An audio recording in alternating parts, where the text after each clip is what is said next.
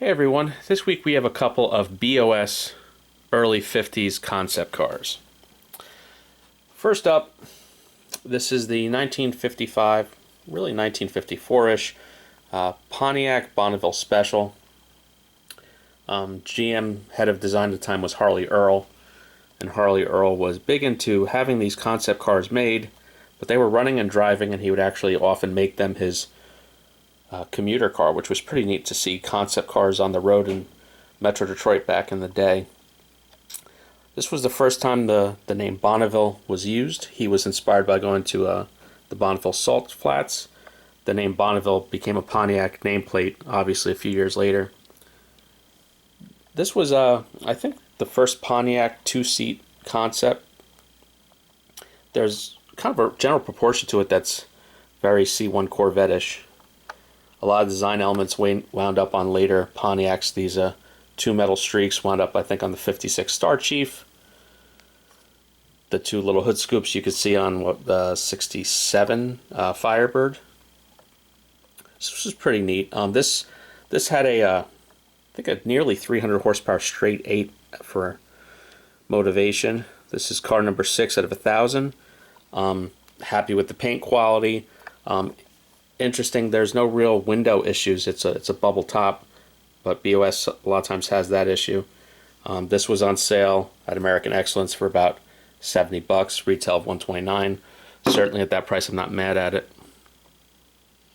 Now, sort of the equivalent of Harley Earl at Chrysler was a guy named Virgil Exner, and this is a 1952.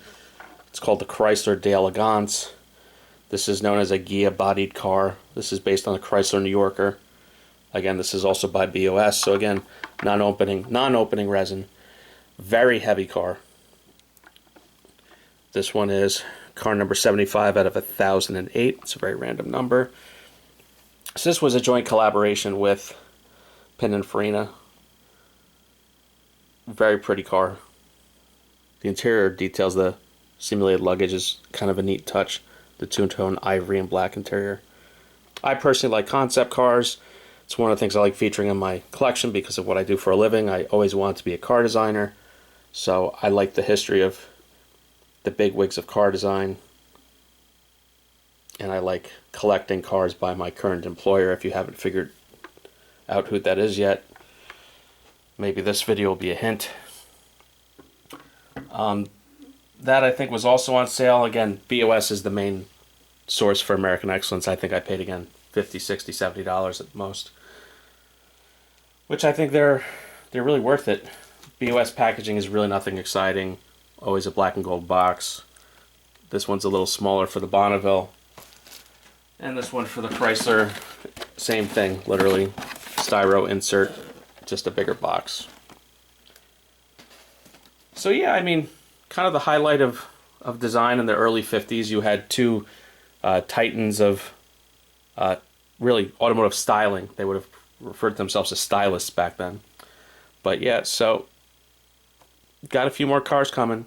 I know I've got some Jeeps to review and still waiting on a few cars from China. So please tune in next week and like and subscribe. Have a good one.